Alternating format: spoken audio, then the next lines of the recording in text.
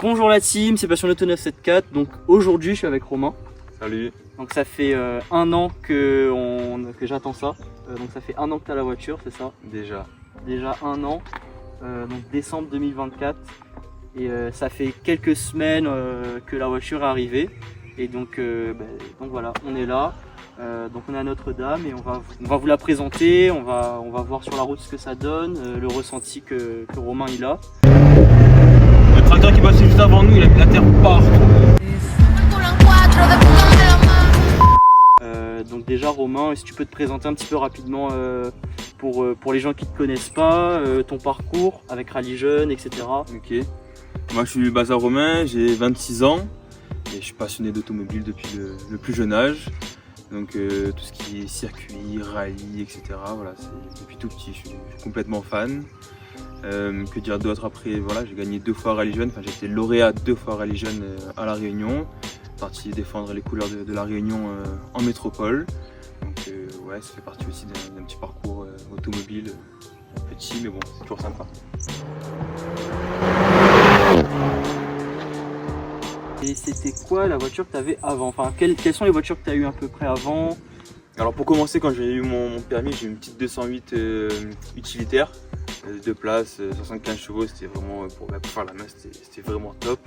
Après j'ai eu une 208 GTI by Peugeot Sport, vraiment sympa aussi, super châssis, super auto, j'ai vraiment kiffé. Après j'ai eu une bonne occasion pour acheter une Golf 7 GTI Performance, là j'ai un peu moins aimé, il me manquait l'ADN sportif quand même. Après j'ai acheté du coup la Mégane 4RS Trophy. T'as fait un bon peu de temps avec, il me semble. Ouais, la Trophy, j'ai dû faire peut-être 2 ans avec. J'ai bien roulé avec. Avec du circuit aussi à Sainte-Anne. Ouais, j'ai pas mal roulé à Sainte-Anne avec aussi.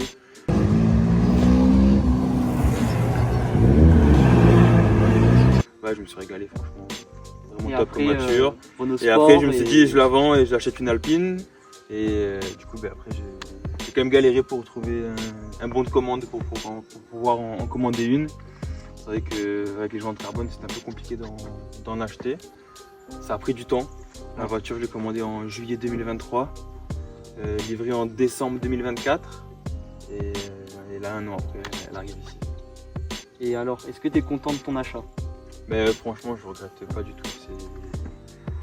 Non, ouais, c'est un petit billet. Franchement, on le verra tout à l'heure, hein, c'est assez exceptionnel comme voiture. Ça pèse combien déjà? Là on est à 1 tonne 80. 1 tonne 80. Ça reste, pour aujourd'hui une voiture sportive de 300 chevaux, ça reste vraiment super léger.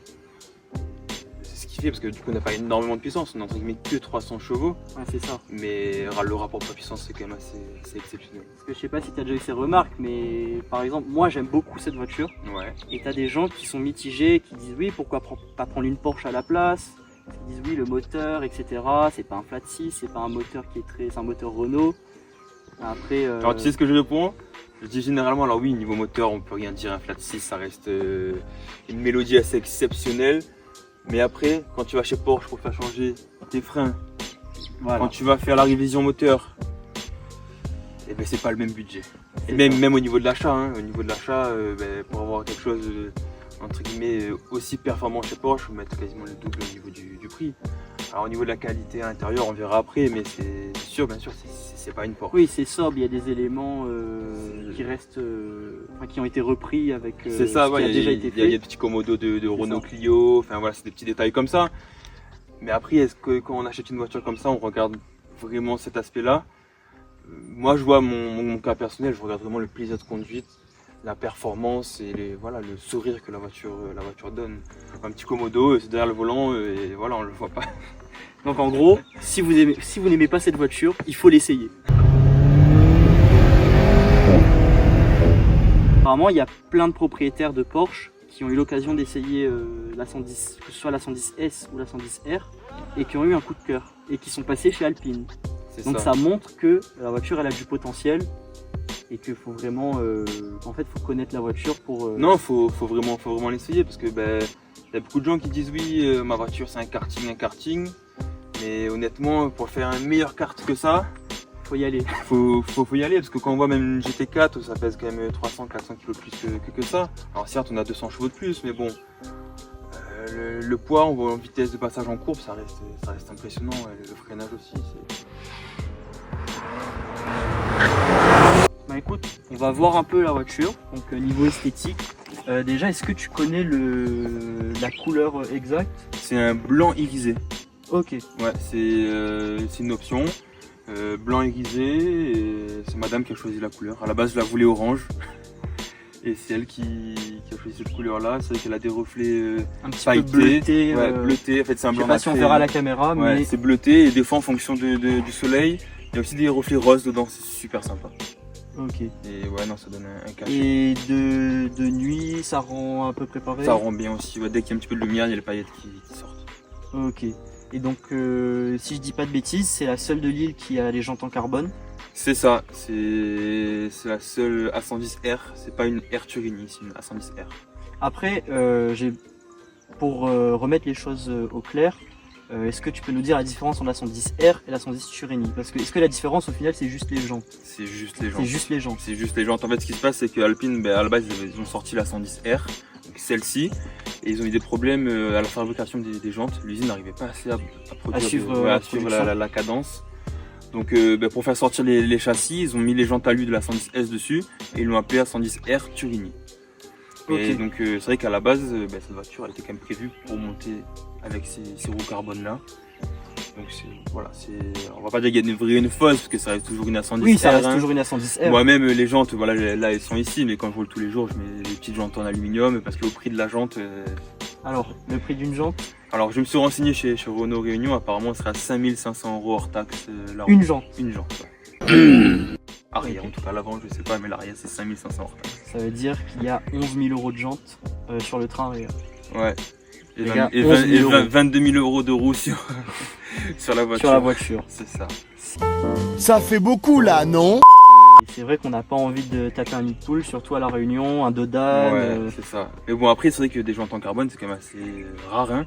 Je sais que Ferrari C'est vrai, en ont c'est fait. assez rare. Après, chez Porsche, je sais pas si ça Je sais existe. pas. Peut-être en option sur les plus gros modèles. Ouais. Mais les derniers modèles, il me semble que non. Sauf si on va voilà, sur l'équipementier, etc. Bon, ça c'est autre chose.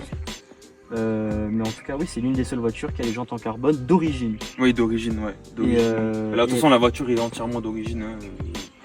et apparemment, ça change le comportement d'une voiture. Mais je crois qu'on gagne quasiment 2 kg par roue, hein, donc c'est des masses non suspendues. Oui, ça change vraiment le comportement de la voiture. Hein. On sent cette légèreté, mais tout en gardant un grip présent. Hein. Et en plus, là, tu es en Pilote Sport Cup 2. C'est Donc, ça, là, la montre niveau d'origine. grip, Hein. C'est Bah, parfait. sur le sec, c'est top. Après, si c'est un peu humide, Ouais. c'est un peu moins top. Ça glisse si pas y a- mal, c'est assez rigolo. Alors, après, oui, parce qu'on l'a pas dit, mais c'est une propulsion. Donc 300 chevaux sur les roues arrière. Ouais.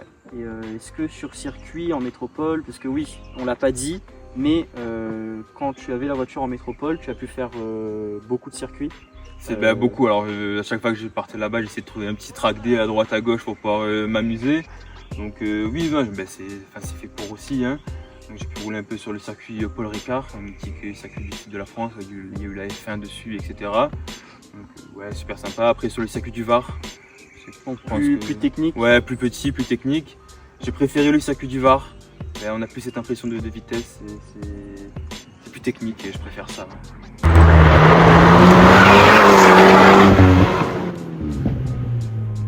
À choisir entre le rallye et le circuit, je préfère vraiment le type, l'esprit rallye, Ok. petite route. Voilà. Je préfère rouler à 120 dans des petits chemins, sur route fermée bien sûr, hein, qu'à 240 sur des grandes lignes droites.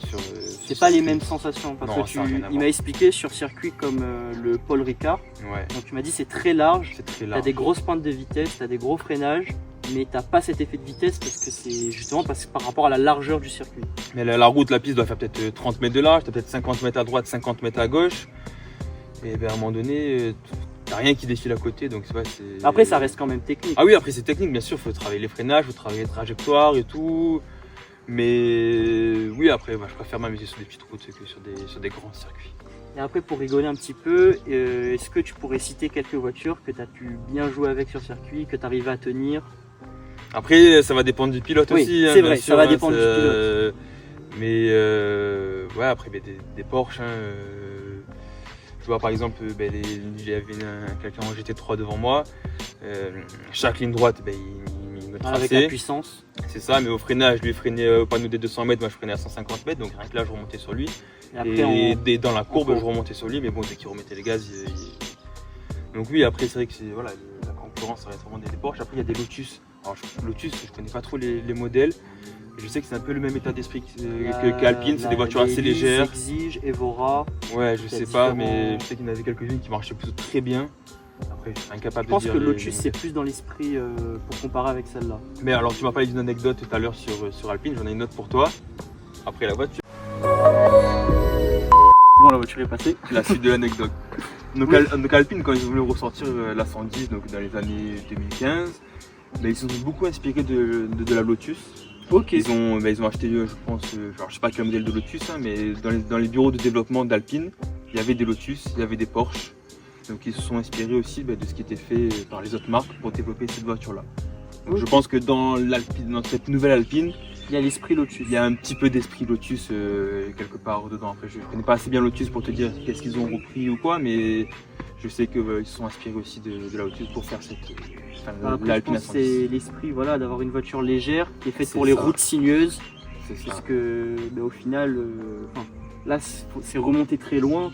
Et Alpine, la première, donc la berlinette, c'était quand la nouvelle A110 est sortie, c'était vraiment reprendre ces codes-là. Ah oui, non. Donc une voiture très légère, mais qui peut aller titiller les Porsche sur les spéciales de rallye. Avec des coûts modérés. C'est ça. En reprenant plein de pièces dans la base de données de Renault. Et pour sortir une voiture avec un rapport fiabilité-performance-coût, le meilleur rapport possible, et ils ont très bien réussi. Moi je trouve que cette A110 du coup nouvelle génération respecte vraiment bien l'ancienne berlinette, tout en ajoutant une touche de modernité sympa. C'est vrai que la voiture elle est actuelle, mais bon, je vois sur la route les petits papis qui ont 50, 70 ans là. Enfin, papy 50 ans, on n'est pas vieux, attention, hein, mais quand ils voient l'Alpine, ça les fait sourire. Ils disent ah tiens, à l'époque, quand j'avais 20 ans, l'Alpine, là c'est la après la pub. Donc ouais, je vois très bien ce que tu veux dire. Par exemple, mon papy, c'est grâce à lui que je suis passionné automobile. Donc j'ai pas vraiment parlé de ça dans mes vidéos. Et donc ouais, mon papy, c'est lui qui m'a emmené sur les rallyes quand j'avais 4-5 ans, donc très jeune. Rallye de Jean Petit, Tour Auto, les rallyes de Saint-Joseph, etc. Et donc c'est grâce à lui que je suis passionné d'automobile. Et donc mon papy, sa voiture de rêve, c'est l'Alpine berlinette, donc la première Alpine. Et à l'époque, quand la nouvelle Alpine est sortie, justement, il a kiffé la voiture. Ouais, certes, il préfère l'ancienne, mais il est d'accord sur le fait que les codes ont bien été repris. C'est pas par exemple comme la nouvelle Renault 5 Turbo. Je sais pas ce que tu en penses toi de la nouvelle R5 Turbo. Non, je trouve qu'ils ont quand même bien réussi leur coup. Elle est quand même assez jolie. On voit bien quand même cet esprit. Après, je pense qu'il faut l'avoir en vrai. C'est ça. Parce que pareil. Beaucoup de gens m'ont dit en photo elle était jolie, mais bon, c'était pas plus que ça. Mais en vrai, elle a quand même quelque chose en plus. Donc après, je pense que les voitures, faut les voir en vrai. Regarde je sais pas si tu te rappelles à l'époque de la Golf 7, quand la Golf 8 est sortie. Tout le monde disait la Golf 8 elle est pas jolie, patati patata. Aujourd'hui la Golf 8 je trouve qu'elle s'est vachement bien intégrée et que c'est. Comme j'ai un exemple encore plus flagrant, c'est la nouvelle calandre quand il y a eu les M3 et les M4 G80 et G82. Tout le monde détestait cette calandre en haricot et au final maintenant c'est l'une des voitures les plus adorées sur les réseaux par tous les passionnés. Non la nouveauté chamboule un peu les habitudes, mais bon des fois ça fait du bien aussi. Mais là, pour revenir, je trouve qu'ils ont vraiment respecté la berlinette. Après, pour Alpine, je pense que c'est même pas de la nouveauté, c'est vraiment, comment dire ça, ils ont ressuscité un mythe en fait. Oui. C'est clairement ça, et après ils l'ont développé, parce que déjà quand l'A110 est sorti, c'était un choc. 2018 est l'élu plus belle voiture de l'année, de mémoire. Et ensuite, on a eu l'A110 GT, si je dis pas de bêtises, puis la S, et quand la R est sortie, waouh! Ils ont vraiment, là on le voit vraiment, on a le capot en carbone, l'arrière en carbone, l'aileron en carbone, on a énormément d'éléments en carbone et ça met vraiment la voiture en valeur. Donc après, est-ce que tu peux nous expliquer un peu par rapport déjà au freinage? Alors au freinage, vu que la voiture est légère, on n'est pas sur des gros freins, on est sur des étriers Brembo 4 pistons. Pareil, issus de la base de pièces de Renault, donc on est sur des étriers de frein de Clio 3 RS, de Mégane 2 RS. Donc Ok. pareil, des étriers qui coûtent pas cher, les plaquettes, il y a du stock, ça coûte pas cher non plus, donc ça freine très bien. Il n'y a pas besoin d'avoir des gros freins pour une voiture d'une tonne. La Clio et la Mégane sont beaucoup plus hautes que l'Alpine. Hein. Ça marche C'est bien vrai. sur ces voitures-là. C'est les mêmes disques à l'avant et à l'arrière. Bon, à l'arrière, Ok. on les verra On pas les trop, verra mais pas c'est trop, exactement les mêmes. Donc des disques sur bol alu, des disques bimatières. Je crois qu'on est en 320 mm, si je dis pas de bêtises à vérifier, hein, je sais pas, mais je crois que c'est ça. Donc voilà, et après dessous on a pas mal, alors le système de frein a bien été géré au niveau du freinage, mais surtout au niveau des flux d'air. Il y a beaucoup d'écopes, il y a une grosse écope dessous qui envoie l'air dans l'étrier et dans les disques. Tout a été bien géré pour optimiser au mieux le freinage sur piste et sur petite route. Ok, et on les voit du coup les entrées d'air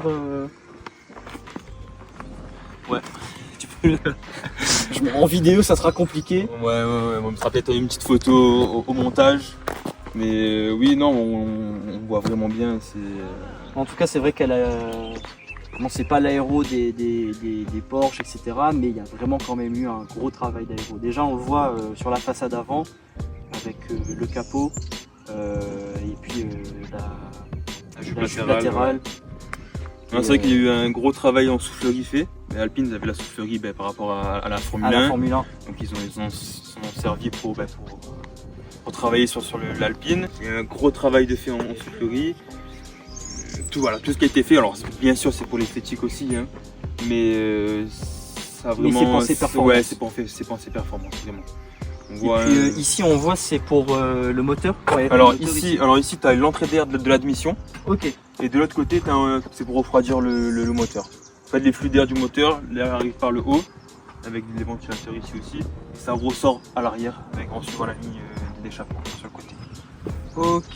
Donc je sais pas si tu as vu entre l'avant et l'arrière, on n'a pas les mêmes roues. Oui. Ça se voit, oui. Ça se voit. En fait là pareil, ils ont travaillé sur l'aéro, donc c'est un disque en carbone mais pour l'aéro. Hein, je sais pas techniquement hein, si ça apporte beaucoup de choses. Et on est sur du combien de pouces là sur les pneus? Alors en dimension des pneus, on est sur du 245 40 18. Ok, donc du 18 pouces. C'est ça. Et Et à c'est l'avant et les à pneus l'avant, sont c'est- plus petits, on est en 215 40 18. Ok. Donc je sais Ouais, qu'à- ça se voit légèrement que Oui, c'est ouais. c'est plus gros à l'arrière. C'est ça, pour tenir le moteur, hein, pour faire passer la puissance au sol aussi.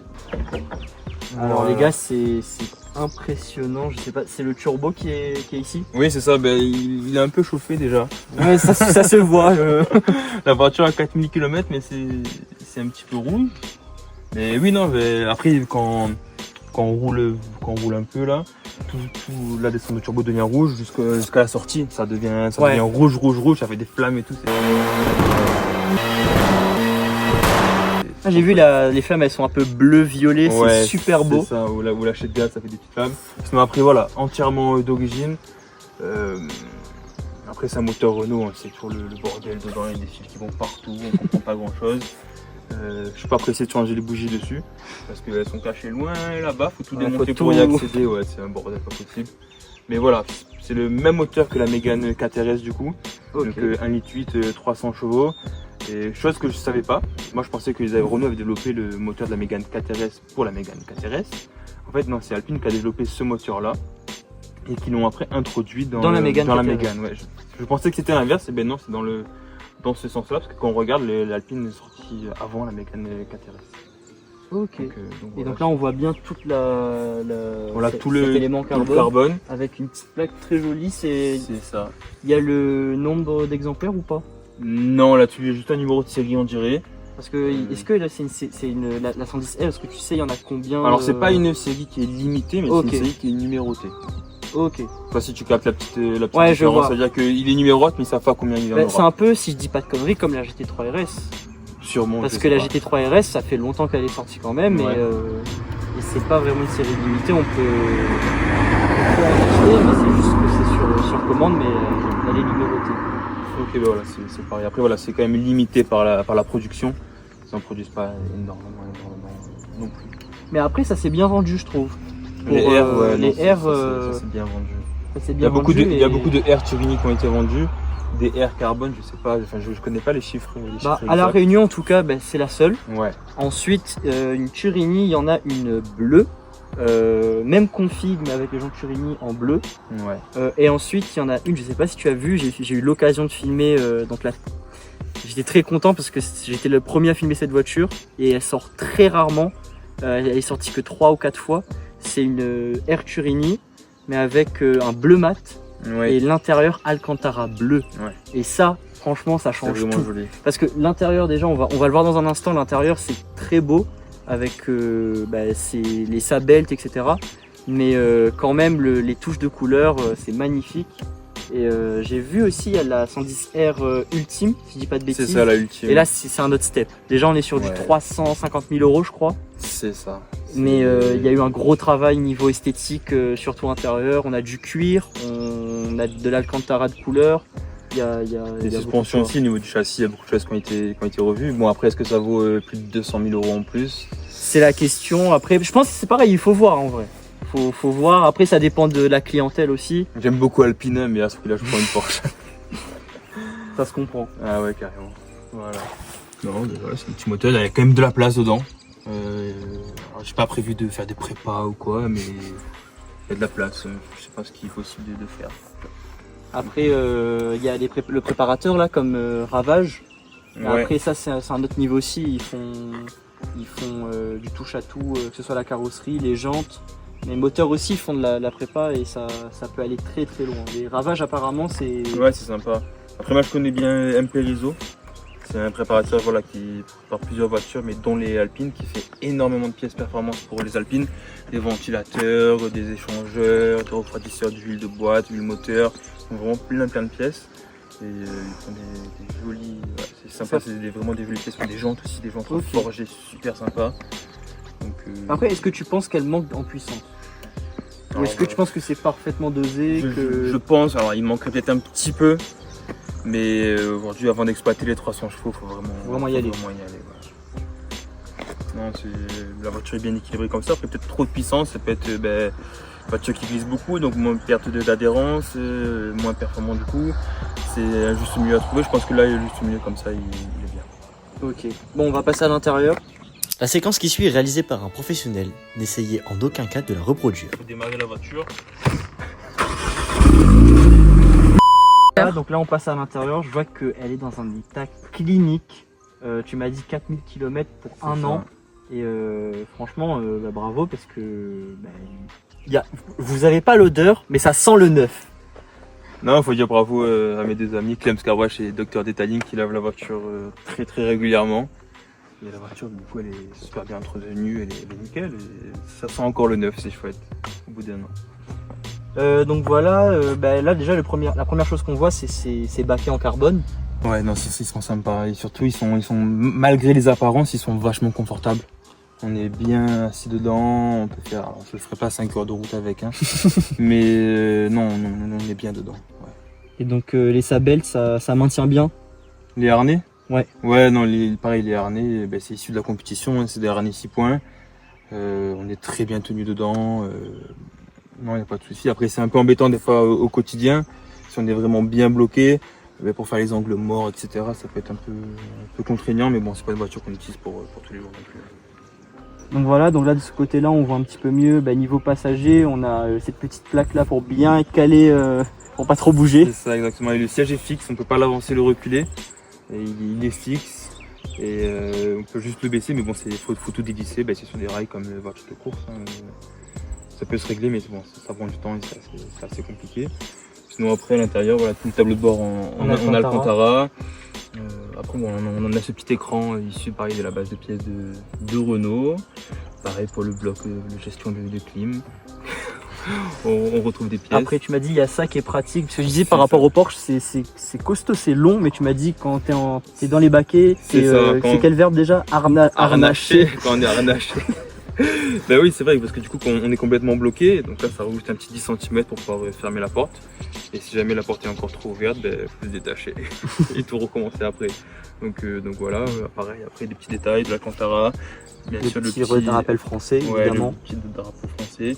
Niveau son, c'est bien. Ouais, au niveau du son, c'est du son focal d'origine. Alors il y a une option que j'ai pas prise, il y a l'option focal premium. Donc ça reste la même chose, juste qu'il rajoute deux gros boomers à l'arrière. Mais ça fonctionne très bien d'origine, il n'y a pas de souci là-dessus. Donc voilà, donc là on est avec Romain dans l'Alpine, donc je commence déjà à bégayer. Donc voilà, on fait chauffer la voiture tranquillement. Et donc voilà, déjà mes premières impressions, c'est un petit peu ferme, mais ça reste quand même très confortable comme tu me l'avais dit. Et donc voilà, donc là on va voir un peu ce que ça donne. Bien évidemment, on respecte les limitations de vitesse, on est sur une petite route. Et justement, le fait d'être sur une petite route, ça permet quand même de s'amuser en restant à 70. C'est ça. On n'est pas à Maurice, c'est juste qu'il y a un tracteur qui a dégueulassé la route et la voiture est propre.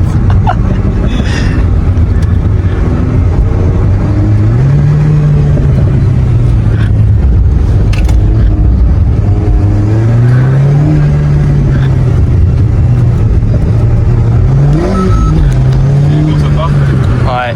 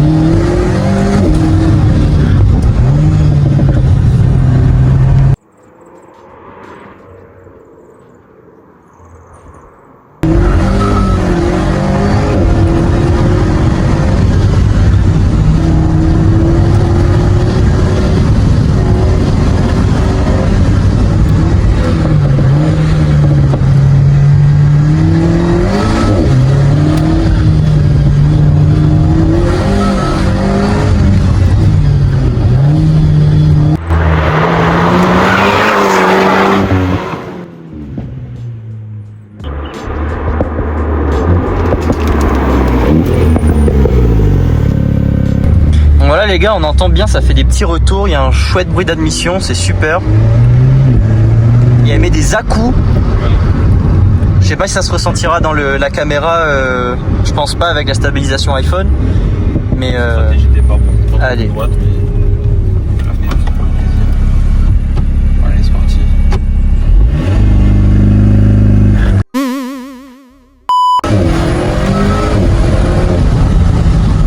On la refera parce que quand t'as accéléré, j'étais comme ça, j'ai appuyé sur le bouton, ça a coupé tellement c'était violent. Pas mal, hein? Alors on voit ça colle hein.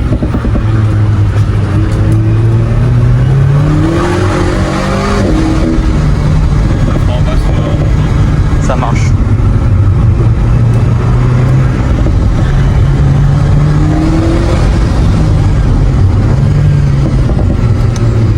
En tout cas ça a l'air de bien freiner.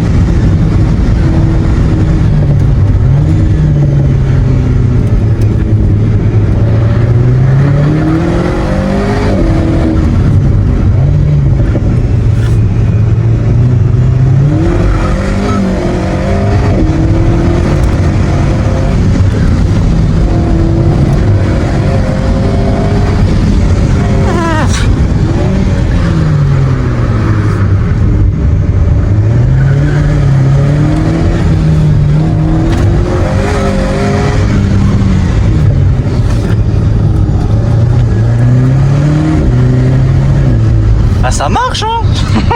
Alors, je sais pas si vous avez vu dans la vidéo le pif-paf qu'on a pris. Le châssis est incroyable. Faut dire les choses, le châssis est top. Ouais, ça marche bien, ça freine bien, ça tient bien la route. Après, les pneus ils sont pour quelque chose aussi, les câbles de fond Ouais. sont très bien aussi, ils sont chauds. Non, c'est vraiment plaisant à rouler. Voilà, on peut mettre un peu de rythme, on peut rouler tranquille. Peu importe. C'est un peu polyvalent au final. Ouais, non, malgré la radicalité, ça reste quand même polyvalent, je trouve. Hein. Après, elle est basse, mais bon, à part ça, à part le fait qu'elle soit basse, il n'y a aucun souci pour rouler. On peut même rouler tous les jours avec. Hein. Bon, les harnais, c'est peut-être un peu embêtant, mais sinon. Non, c'est une chouette voiture, il y a le CarPlay, il y a tout ça. Allez, les gars, moi, honnêtement, je valide. Déjà que sans avoir testé, je kiffais la voiture. Franchement, le ressenti, et c'est tellement confortable. Et je pense qu'on réalise pas les vitesses qu'on prend. C'est ça. Donc là, on était sur une petite portion route fermée. Et je pense qu'on réalise vraiment. Là, en plus, on voit pas parce qu'on est avec le compteur en mode race. Mais tu sais à peu près à combien? Là, on est dans la freiné. Ok, ah ouais, quand même. Bon, moi, je vais filmer des plans extérieurs. On va baptiser notre chère cadreuse.